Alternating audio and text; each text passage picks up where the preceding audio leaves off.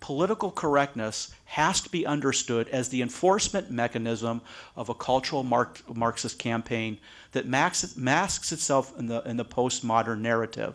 So if you are going to succumb to the postmodern narrative, if a leadership of the Republican Party kneels at the altar of racism, sexism, and homophobia, he will fold at the critical point of attack because he has accepted the narrative that is designed to get him there. This is important because in the late 1980s, the IIIT realized that this political correctness narrative, this cultural Marxism narrative, was going to bring the U.S. down.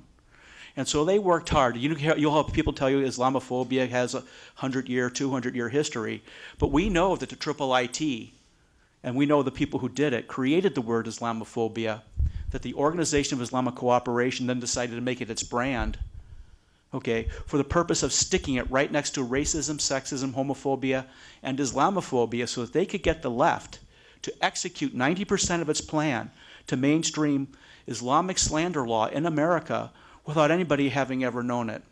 So this raises a second thing.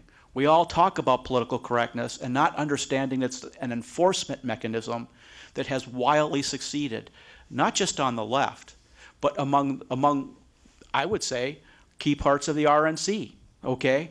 So that if you have somebody who folds to the left-wing left-wing, what's the word I'm using? Information campaign, their talking points, they're beaten.